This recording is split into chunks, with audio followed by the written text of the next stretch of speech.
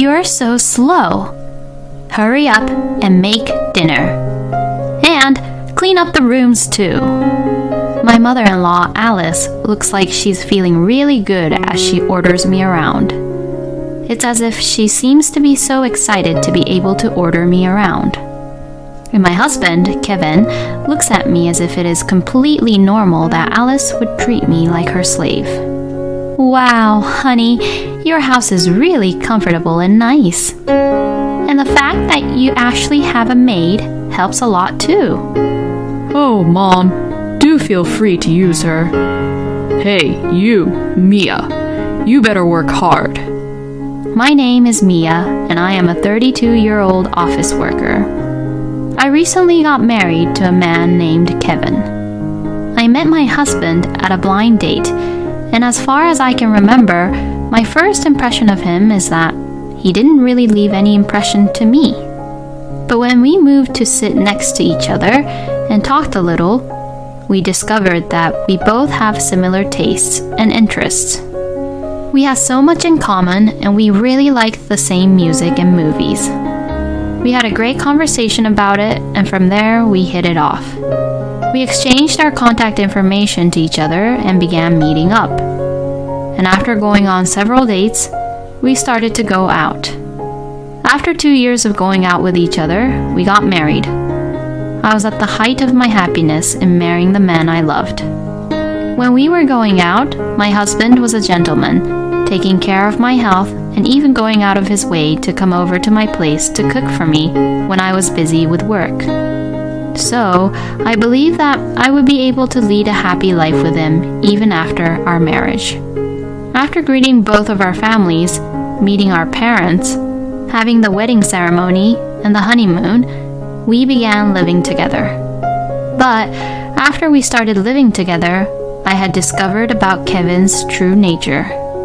As soon as we got married, his attitude suddenly changed drastically. Now that we are married, all the housework is the wife's job, so do it well, Mia. Huh? What's up with you all of a sudden? I'm just saying the obvious, you know. Well, it's always been a rule that the wife does the housework. And I grew up in that kind of family environment. So you too should follow my way. What? No, wait. We both work, you know. In this day and age, it's much more common to share the house chores, right? I can't have such an old-fashioned way of thinking forced onto me. I see, Mia. You're the type of person who is influenced by everything that follows the trend like that, huh? No, that's not what I meant. What I am trying to say is that it is not right that I am the only one who has to do all the house chores and bear all the burden. You would only work and won't do any housework, but I'm supposed to do both my work and housework, you know? My God. You keep arguing back to me, huh? If you can't do it, why don't you just say so honestly? Huh? Actually, you can't do it, so that's why you're making these excuses, right? And that's why you're justifying yourself by saying things like old-fashioned and such, right? That's not true. Oh, you don't have to be so stubborn about it. If you can't do something, just say that you can't do it. Fine, if you say it like that, then I'll do it. I'll do the housework even when I get home from work. Is that right? So you will do it, huh? That's a promise then. You better take responsibility for what you say. I got angry since he provoked me like that. Just you wait. I'm going to perfectly balance my work and the housework. Then, I got myself together and worked hard at both the housework and my work. I even tried not to repeat the same dinner menu as much as possible so that my husband would not complain about it. And my husband was impressed with me balancing out between my work and the house chores, so he did not complain. I knew you could do it. I was a little annoyed at myself for being so unknowingly flattered by Kevin praising me like that. I did my best here, so now, can you do it this time? Huh? Oh, were you thinking that you won't do it too? It's not manly of you to let a woman do it and then not get in the game yourself. Excuse me? My husband began to take the bait. If you keep having that attitude with me, you're going to suffer. Oh, how will I suffer? Please, show it to me. Why don't you just try to surprise me by doing the house chores and your work perfectly? Saying it like that, my husband will now do all the house chores himself. But then, things took an unexpected turn. What the hell are you talking about? I don't do house chores. What? I told you last time that house chores are the wife's job, didn't I? Have you forgotten already? What an idiot. Oh, of course I remember that. But aren't you frustrated that I said that to you? Don't you want me to be surprised that you can actually do the house chores too? Well, it's not what I'm supposed to be doing. So, nope. No way.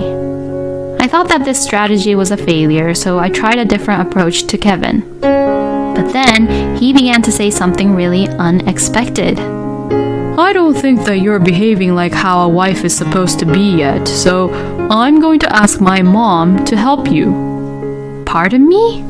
What do you mean you're going to ask your mother to help me?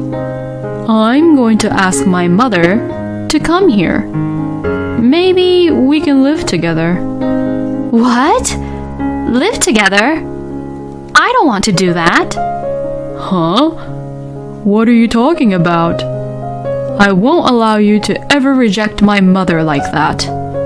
But we've only been married to each other for about 3 months. So I can't even think about living with your mother. With that kind of selfishness, you definitely need to be educated. Kevin, you're the one being selfish here. You don't even listen to my opinions properly and tries to decide everything all on your own. You really don't understand, huh? Well, that's what marriage is all about. Excuse me? Everything what the husband says is a must. But in return, he will take all the responsibility. I've seen my father do that, so that's the way it's supposed to be in this house. My husband says such an unbelievable logic. But no matter how much I told him that I didn't like it, he wouldn't listen to me. Then, a few days later, my mother-in-law, Alice, really came over. I'm so sorry to bother you. Oh, Mom, you're here. It's been a while, Alice. Oh, Mia, I didn't know you were here. You are so dull that I didn't even notice your presence. Alice suddenly speaks to me coldly like that. Anyways, I heard that you're not doing your job as a wife properly. No, I do my house chores properly, and Kevin has never complained about it. Oh, I can't have you being so arrogant like that. Well, it's not like that, but... Oh well, I guess you can't really help it. I'll work you back into shape. Saying that, Alice came into the house and brought in her huge luggages. Are you really going to live with us? Oh, you're so annoying. If you had behaved properly, this wouldn't have happened. If you want to hold a grudge against me, then you better know that it's all your incompetence and your bad attitude's fault. Well then, brew the coffee and prepare some snacks first. Oh, and make sure to make mine too. As soon as you finish serving the coffee, prepare the dinner, clean the shower and the restroom as well. I would want to use the shower and use the restroom in a clean condition. Alice and Kevin just ordered me to go and make coffee while they could relax together. I was not really allowed to have coffee with them, and they made me do the housework while they relaxed. It really annoyed me to hear Alice and Kevin laughing while I was doing the house chores. It was my day off that day, so it was still fine, but Alice bullying me and her forcing me to do all the house chores took place normally, even when I came home from work on weekdays. "You're late. Hurry up and make dinner." Yes. "Clean the bathtub and after, make the bath. The laundry is piling up. And clean the rooms." My mother-in-law, Alice, looks like she's feeling really good as she orders me around. It's as if she seems to be so excited to be able to order me around. And my husband, Kevin, looks at me as if it is completely normal that Alice would treat me like her slave. "Wow, honey, your house is really comfortable and nice. And the fact that you actually have a maid helps a lot too." Oh, Mom, do feel free to use her. Hey, you, Mia, you better work hard. The two of them mocked me by saying such things. How did this happen? It's almost like a scam to have a husband change so drastically like this after the marriage. And even Alice has come to live with us without any permission. But what about her husband, John? Does she not have to do any house chores at her home?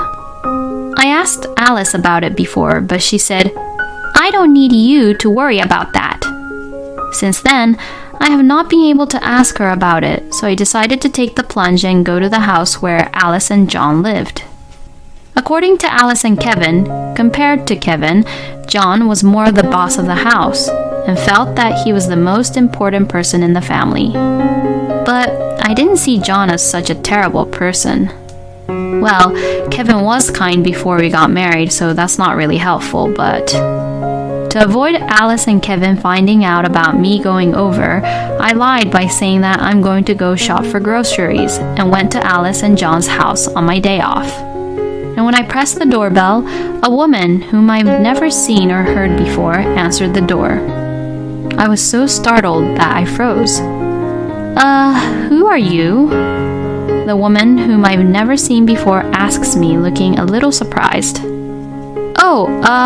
Well, I am Mia, and I am the wife of John's son, Kevin."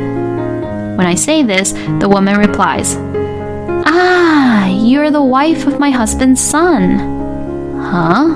Her husband? What does she mean by that? As I was startled even more, John came to the door, perhaps having heard the conversation between the woman and I. Oh, it's you, Mia. What's going on? Huh? I came over to talk to you about Alice. Oh, I see. Does this mean that maybe Kevin didn't really talk to you, Mia, about this? Huh? Yes, it seems so.